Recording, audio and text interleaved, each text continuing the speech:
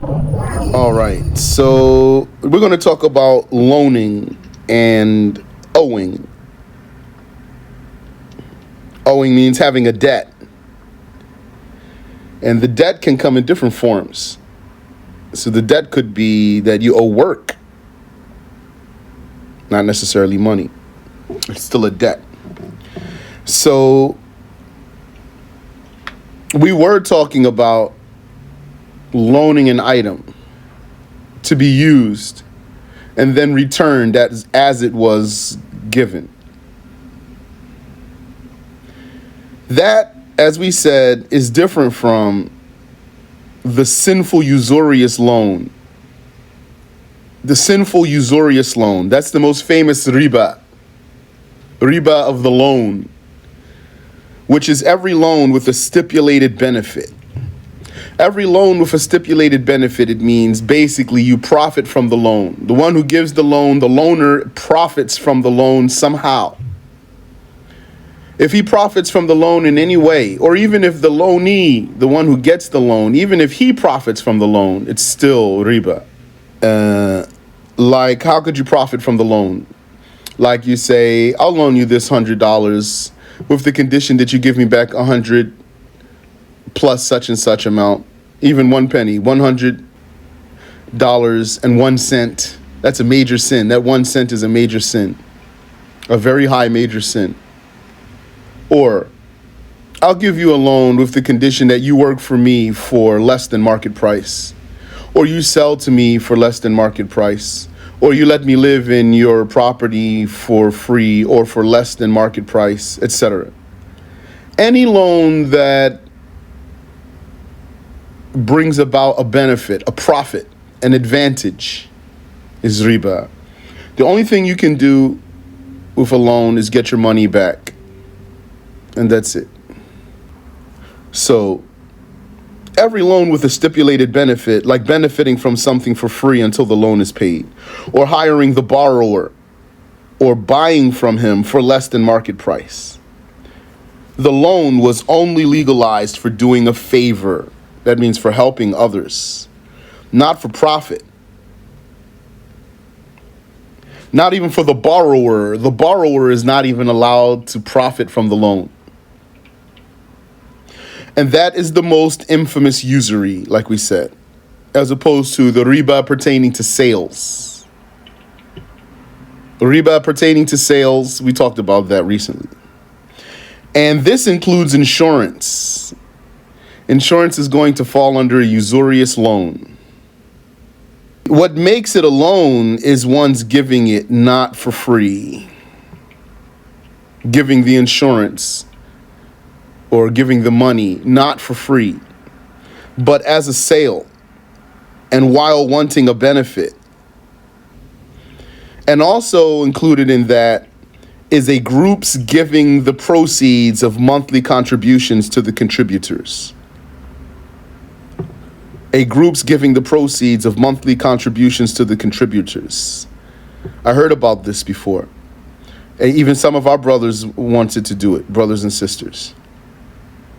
They say, and Allah knows best, according to them, they say, look, that's what the Ethiopian community does. They all pitch in basically to one big pot, which is going to be like a bank account. And then every month they will give the proceeds to someone. And that's how they start their businesses and everything. So that's riba. That's haram. You can't do that. Every contributor only contributed with hopes of getting a turn to take the proceeds. So it's like a loan. It's not a loan just to be paid back. It's like a loan to benefit from it, to get an advantage. One must repay the debt minus the interest, because the interest was invalid, and repent. So if you took a usurious loan, are you off the hook 100% because it was haram, major sin? No. You have to pay back the principal or main loan, the loan itself.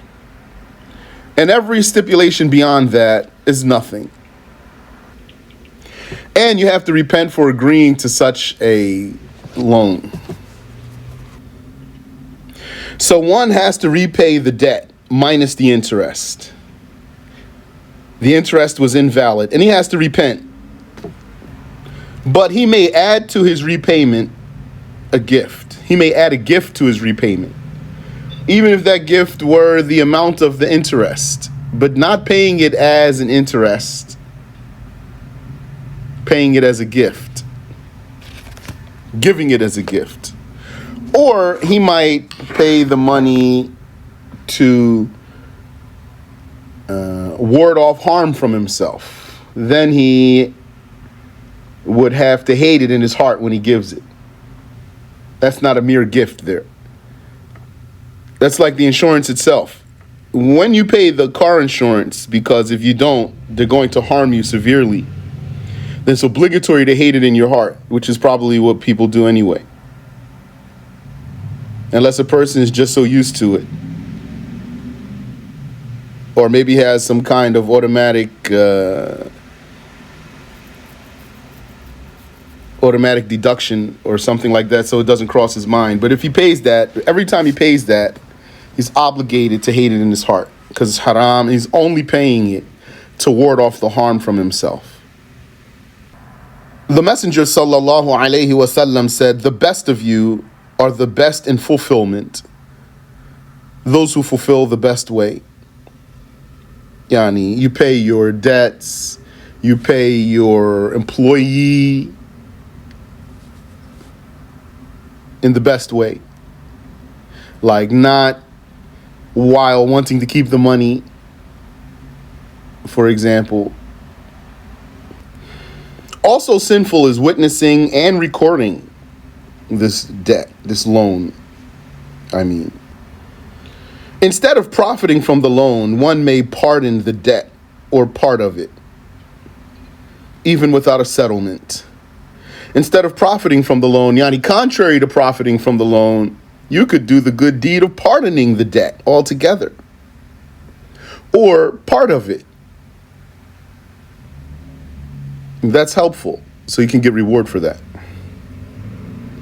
Even without a settlement, meaning without that type of deal called a settlement, just without any settlement, you could pardon a loan or debt or part of it.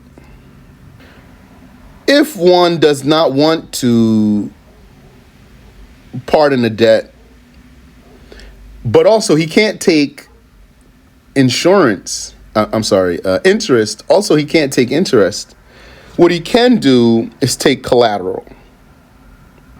Or he can get a co-signer. And also another option is to transfer the debt to someone else.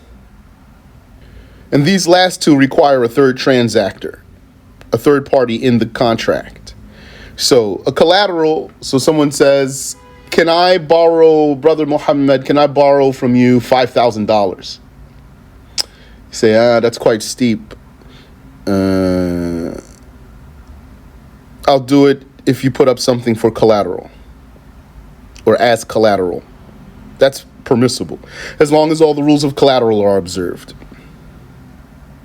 Or you might say, I'll do it if you get a co-signer, so that if you don't pay, he does.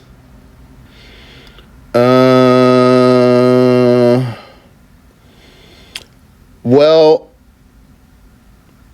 the words that I know to use is guaranteeing someone else's debt. I mean, when you say sharing a debt, when you say sharing a debt, I see what you're saying there. I can't find it in myself to say, no, it's not sharing a debt. But the way it's worded, according to how I learned, is it's guaranteeing someone else's debt. Not an enforcer, a backup. Because the one who gives the loan is able to go to either one now. So those are your options. Instead of riba, which is not helpful, riba just makes it worse and more drawn out. You can get collateral, which is going to have to be an object, as we'll see, like a car or a house, for example. Or you can get a co-signer. So, your son wants a loan from someone, and then he comes to you and says, they won't give me the loan unless I get a co-signer. Can you co-sign for me? That means, yeah, you're putting yourself at risk too here. But maybe you'll do it. If he doesn't pay, they're going to come to you. Or if the conditions are fulfilled, you can do a debt transfer. And co-signing and debt transfer require 3 people. Collateral does not require 3 people. Now, furthermore, it is obligatory to give a grace period to the one who's delinquent in his payment if he's unable to pay or deliver. If he owes you a delivery, that's a debt too. If he's unable to pay or he's unable to deliver, then what you're going to do? Fine him? You can't do that. Harass him, imprison him? You can't do any of that. What can you do? All you can do is give him more time. That's it. Fining him would be riba in itself. That's like putting interest on the loan. And one may not take a loan without knowing how he can repay it, unless he informs the loaner. It would be haram for you to take a loan knowing that you don't know how you're going to pay it back. And you don't tell the person you're borrowing from that you don't know when you can pay it back. So when that's your case, you need to be mindful and you say to that person, can I borrow such and such amount of money? And then he says yes. And then you have to say to him, I don't know when I'll be able to pay it back, if that were your case. Delaying repayment on time when one is able is a sin of the tongue, because he's going to be making excuses why he's not paying you. And paying it with an unconditional excess is permitted, meaning you pay your debt back and you can add extra to that. That's not a condition. It's not a riba. It's just a gift that you're giving from yourself. It's a charity, basically. That's permissible. Yes. Debt can also be in the form of a dowry. The dowry, that's a debt. He married her and he didn't give her dowry yet. That's a debt. Or khula. She said, how much you want for khula? For you to release me. I want to pay my own ransom. He says, $1,000. So she says, okay, I'll give you khula for $1,000. Now that's valid. Or he says, I do khula for you for $1,000. That's valid, even if she didn't give him the money yet. So now it's a debt. And mut'ah, this whole paragraph should probably be up at the front. The forms of a debt. And then we'll talk about all the details we talked about after that, after knowing what is a debt or what can be a debt. The mut'ah also, which is when a man divorces the woman, he consummated the marriage with her and then divorced her, then he owes her something. It's like a dowry, the mut'ah payment. So that's a debt too, and that's an important one to inform the brothers. If a brother divorced a wife of his and he never paid her, then let him be educated so that he can pay her something before he dies, or else then, Yawm al-Qiyamah, she might take some of his good deeds or something, because that's her right. Or if she doesn't take some of his good deeds, he might take some of her sins, for example. So he probably would rather just pay her something in this life and get that out of the way. Or the merchant, yes, she could, because he owes her something. Well, it's more general than the debt. On Judgment Day, the Prophet ﷺ said, do you know who's the bankrupt person from my nation? They said, well, the bankrupt person is the one who doesn't have any money. He said, La. What he meant was, the bankrupt person, he said, is the one who comes on Judgment Day having good deeds. But he also comes having infringed on the rights of others. And so they will take from his good deeds. And if he doesn't have any more good deeds for them to take, he will take from their bad deeds. And then he will be thrown in hell. So that's very serious. That covers a lot more than just the debts. You have people, they run their mouth about the Muslim, for example, or they harm the Muslim in other ways, and they're oblivious to what they're setting themselves up for on Judgment Day. That's why in another hadith, the Prophet ﷺ said, whoever has an injustice against him, yani on him, he's the unjust one. Whoever has an injustice that he committed against someone else, then let him rectify that before a day comes when there will not be a golden or silver coin. That means that in this dunya, you can rectify your your injustices, your mistreatments, and things like that.